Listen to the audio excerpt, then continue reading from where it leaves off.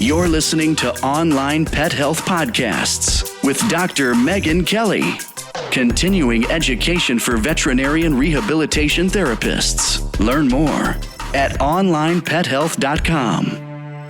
Hey Vet Rehabbers, welcome to the Veterinary Rehabilitation Podcast. It's another one of my Behind the Vet Rehab practices. Today I chat to Francisco Maia from the United States, and he has a practice called the Canine PT.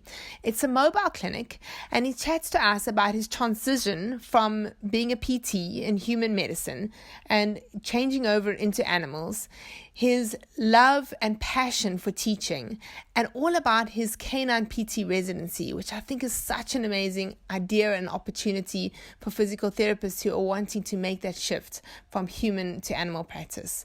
So over to Francisco. Thanks so much for joining me, Francisco. Welcome. Thanks so much for having me. I'm so excited to be on the podcast. Now, Francisco, I saw a post about your canine residency, and that's actually one of the reasons that I first wanted to get you onto the podcast to interview you. But then digging deeper, I see that you're involved in quite a lot of things. So first I wanted to touch on your mobile clinic. So you've got a mobile clinic at the moment, and you're based in Chicago.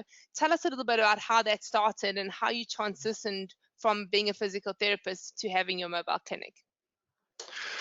Perfect. Yes, I do have a lot of stuff going on, not just the residency and everything. And I've been listening to your podcast for a while, so it's my pleasure to be a guest. But yeah, let me dial back and I guess explain how I actually got to work with animals, right? Because that's kind of like the start of the whole thing. And I graduated with my Doctor of Physical Therapy degree back in 2012 here in the United States. And I honestly, at that point, had no intentions of working with animals. I actually didn't even know that PTs were allowed to work with animals in the United States, after going through further training. So my goal as a physical therapist, I always knew I wanted to be a PT, even from my teenage years, but I thought I wanted to work with sports medicine, with athletes. I grew up playing soccer at a high level, and it always fascinated me to learn the anatomy, learn the body movement and how things work, and that's what drew me into PT. But then this was back in like early 2014, late 2013, I've heard from a coworker that we could work with animals as well, because she was about to start her certification through the Canine Rehab Institute. And that right away just piqued my interest. And I went home and I tried to find whatever I could find information about it, even though back at those days there weren't very much information. I found the website for the certification programs, but couldn't find nothing more than that. But decided that after speaking to my wife that that's what I wanted to do. So even not knowing a whole lot about the field and whatnot, I decided to start doing the certification, got certified through 2014, finished that in 2015, and started working with animals in the summer of 2015. First at a veterinary clinic before in 2017, I transitioned into opening my own mobile business in Chicago, which, as you mentioned, is the Canine PT. And now, are you just doing solely animals now, no humans at all? No humans at all. So I did do, so while I was working at this veterinary clinic between 2015 and 2017, I had to work PRN on the human side, doing home health stuff to help with my income, because unfortunately I got caught with one of the very negative things of PTs trying to transition into canine rehab is the salary, is the pay that usually, at least here in the United States, tends to be fairly lower compared to what we make in human physical therapy. So even though I got a very good clinical experience over there, the salary was just very low. So I had to supplement my income. So I was doing home health PRN, and I kept doing that even as I opened my business as a way to get things going. But 6 months into the canine business, I was already busy enough that I was able to stop doing those. And I've been doing full-time canine rehab for like a year and a half now already with the business. And where do you get most of your clients from? Is it from referrals or from your own marketing? So I've learned very quickly as I was getting my feet wet with this that it was going to be very hard for me to try to grow a business relying on other people sending me business. So relying on vet to get referrals, relying on word of mouth referrals, just because those are not consistent. And I didn't want to rely on other people giving me business. So that's one of the reasons why I started on the path of learning what I have learned about marketing and sales, because I wanted it to have control over those aspects of my business. So right now, like all of our marketing is direct to consumer marketing. I have been able over time to develop a good relationship with some veterinarians around the Chicago area where they do occasionally send me some patients. And I do now have a pretty good word of mouth base of referral, but I count those more as a bonus at the end of the month. And I still every month have a certain target of new leads, new inquiries coming into the business that are coming from direct to consumer marketing, because those are the ones that I can be in control of. And is that mainly through social media that you get those new leads? So it's a combination of social media, combination of Google searches, some community events, sponsorships that we do and whatnot. So altogether, just really helps build up the predictable leads that are coming every month. But the two main ones are social media and Google for now. And that online presence actually has led other physical therapists to actually contact you. So people that are actually treating humans at the moment and are wanting to transition into animals. And that led you to actually create a Facebook group to help physical therapists. Tell us a little bit about that. That's right. So as I opened my business in October of 2017, I started doing a lot of stuff on social media, which started growing the following on Instagram and Facebook, and a lot of PTs started to find me, PTs and PT students in the United States, and I was getting 2 to 3 messages, emails a week of people asking more and so the same questions of how do I transition, how I can get certified, what is the legislation on my states, and all those kind of things, where I just thought, well, how about if I put everyone together into like a Facebook group where we can all just kind of communicate in there. It just makes it easier. It just builds a community. So that's how the Facebook started, which it was part of also frustration that I had. So as I mentioned, going back to 2014, when I first found out about Canine Rehab and I got excited about it, and I couldn't find anything about it right online. So this Facebook group, that's where that came from. So it has really grown to that point, but it has been a very nice way of me showing to PTs and PT students in the United States how to make that transition and how does it work, transition from humans to canines, where they can go from it, the good and the bad, the things that they want to be working on, and also how to not get caught with sometimes the negative things that come with it. Like I said, a lot of PTs, at least here in the United States, that try to make that transition, they get caught with a low-paying job like I got caught with, just because of my love for animals. I wanted to work with animals, but I accepted a very low-paying job for that, which it did play its toll down the road on my health and on my personal life and everything. But also there's some PTs that they get certified and then they go on for years without even using the certification because they can't get a job, because a lot of times veterinary clinics are a little weary of hiring PTs, and they ended up having the certification, but they don't know what to do with it. So that's what I try to show them as well, is like how they can use their knowledge and maybe even go out on their own, and like I have done, and start their own business.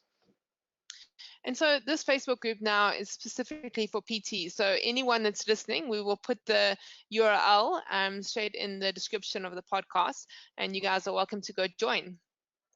So you welcome anyone.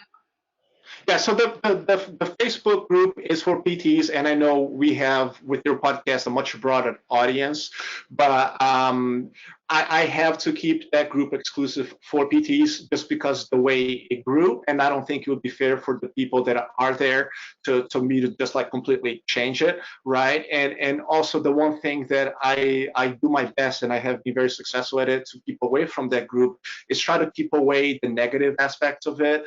So unfortunately, here in the United States, there's a lot of politics in the field of canine rehabilitation, from both ends, from veterinarians and from PTs, that sometimes think that one profession should be doing more than the other. But I have learned, I have chosen to live out of the abundance mindset. I think there is enough pets, enough dogs for everyone to love it. We all have in different skill sets. We all have different things that we bring to the table, and together we can all help the pet communities and their parents. But I try to keep that group exclusive for PTs just because I want them to have a space that it focuses on them, and it takes away some of the politics behind it.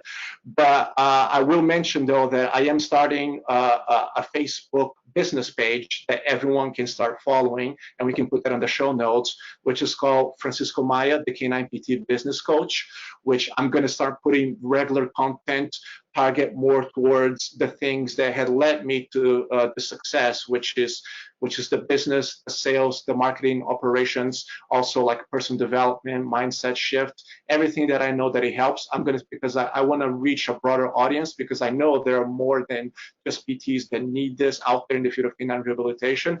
And through this Facebook business page, I'll be able to do that as well. It's brilliant, Francisco. And I mean, your love of helping, you actually have developed something called the Canine PT Academy. And this is specifically for PTs. Can you tell us a little bit about that?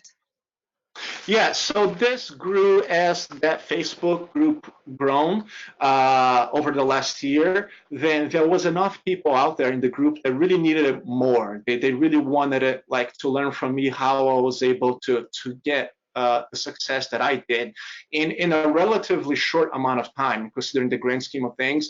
I was literally able to start a business from 0 to 6 digits revenue in less than a year, in just shy of a year, about 11 months. So a lot of people wanted to learn that. So that's how the Canine PT Academy started in January of this year. And it started by me coaching PTs in this field because that was my audience. But with now the business page that I'm creating, I know that I want to expand into other people that work in the field of canine rehabilitation who also have this abundance mindset of all of us being able to work together for the greater good of the field of canine rehabilitation and pet parents everywhere. But the Canine PT Academy is me coaching people through the program that completely changed my life. And I'm not overselling, overestimating. It really did change my life when I took this program from my mentor Greg Todd in June of 2017. Because before then, I was super what's the word I'm looking for? Super disenfranchised with where I was at in life. I was finally doing what I wanted to do, which was working with canines, but the job was not good. The pay was not good. I was not valued at that job, which like I said, has led into an array of issues into my personal life. Me not taking care of myself, me coming home and having a drink almost every day because I just needed an outlet, me not having a good relationship with my wife and my family. And when I started into that journey of okay, let me get out of this clinic and open my own business, what I didn't realize at first, but now I do, is that we got to start with us first. We got to start with changing who we are first before we can even have our own business, before we can even succeed, even if not having our own business, but even succeed in the business that we're working with or who we were working for. And that's what the Canine PT Academy is about. It's just leveraging our knowledge, leveraging our skills as healthcare professionals into doing more than we have been taught on how to do it.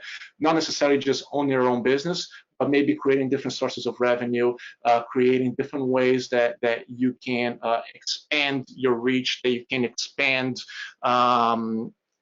what you bring to the field of, in our case, canine rehabilitation. And we have been able to have already 19 students this year going through it. All you did mention at this point, they were all PTs and physios. I've had also, it was 19 students, 4 of them are physios in Canada working in animal rehab.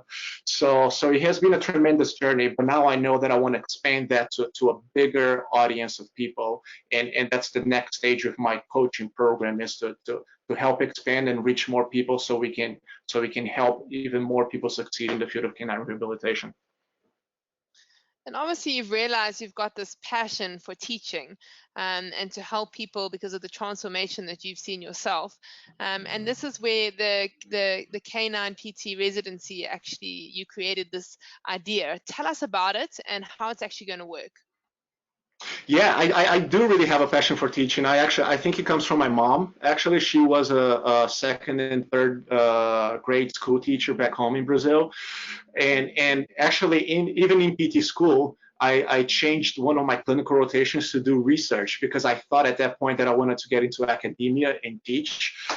It was a great experience because it showed me that no, I did not want to get into academia and do research, but I still enjoyed the teaching component, and that's where now my goal comes from. It's teaching, initially PTs and physios, and now expanding into anyone who have that abundance mindset in canine rehabilitation on how to make this work for ourselves, right? Because there is a big need for us to just get it out there and do it more. People tend to think that the field of canine rehabilitation is just for certain areas. Like, at least here in the United States, people tend, oh, this is just for large metropolitan areas. I live more in the Midwest, more in the rural area, and no one's going to pay for this. And like, no, pet parents are willing to pay for this. They are willing to go above and beyond their pets. You just need to be able to communicate with them in a way that they understand what we do, right? And that's kind of like a lot what I do. But the residency came from the idea of my business itself, the Canine PT in Chicago, growing, and me wanting to do something more than just having an employee, right? And I wanted to give the opportunity to starting with one person and then down the road expanding, but one person that really, really wanted to dive deep into what they need to know to really, really, really succeed into owning their own business in canine rehab.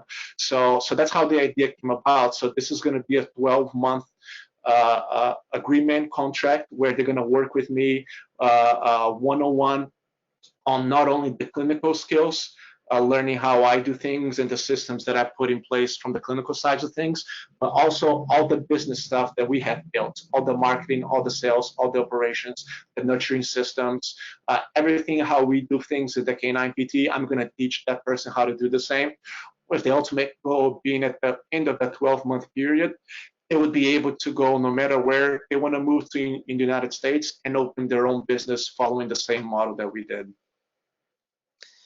Yeah, so do you have any restrictions as to where they can open? So, they're not allowed to open within a certain radius of where you're based? Probably going to put a restriction within the Chicago area or something like that.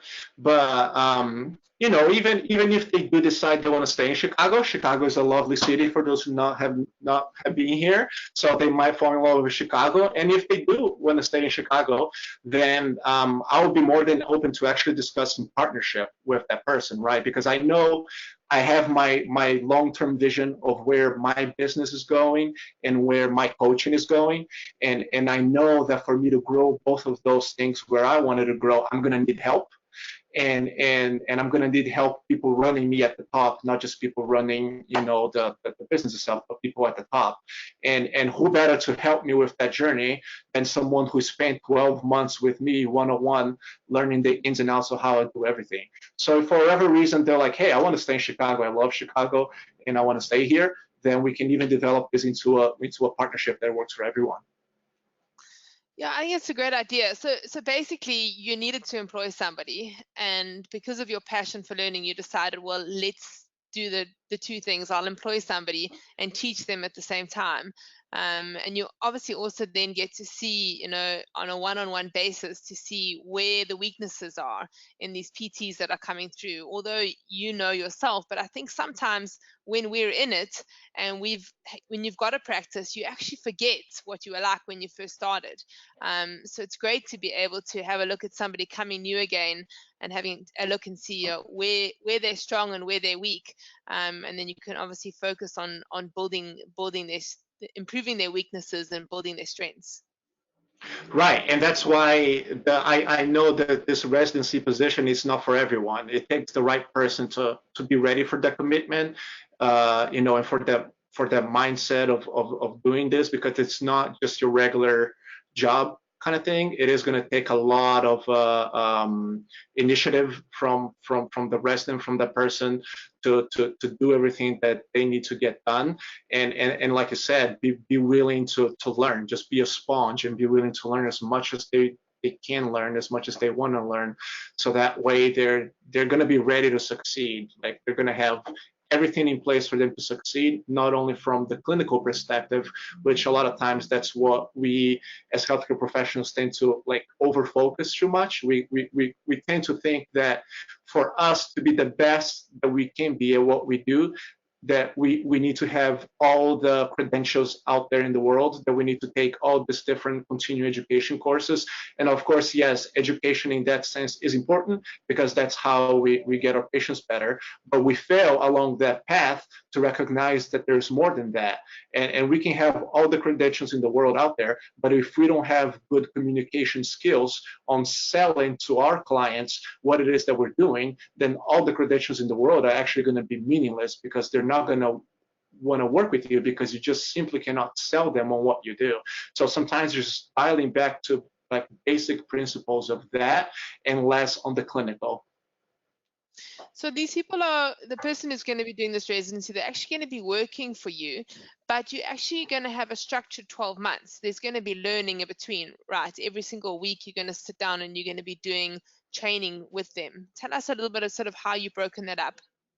Yeah, so it is going to be a very structured program. I think, like you said, depending on who the resident is, they're going to have the strengths and weaknesses. So we're going to be able to mold the program as we go along to each resident. But the first 90 days of the program is going to be an onboard program focused more on the clinical aspect of things, especially if this person is newer to the field of canine rehab. They haven't been practicing with animals for a while. So that way, at the end of the first quarter, they really have the clinical foundations down to a T, so they feel comfortable with the hands-on things and the clinical aspects of things, before we start diving more for the following months into the other parts of the business, right? So like I said, the personal mindset, communication, the marketing strategies, the sales, the building your network with different businesses and vet clinics and whatnot around the area, and just even being open to new ideas. So I want someone that not only takes initiative, but also that has come up with ideas of things that we can try to implement together and see if it works, right? Because I'm a person of ideas. I have ideas of things that I want to do, but I'm a person. I have my flaws as well. So sometimes someone coming from the outside in, they can come up with new ideas, and as long as they come up with new ideas, I'll be willing to implement the things and see what works and what not.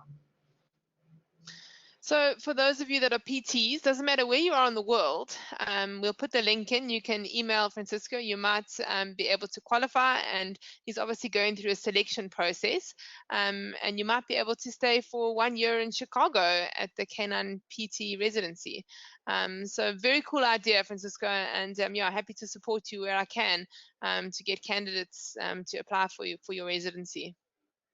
Yeah, I should clarify though that for the residency, since this is an employment here in Chicago, unfortunately it's not for anyone else in the world, because you need to be able to have a working license like to work in the United States.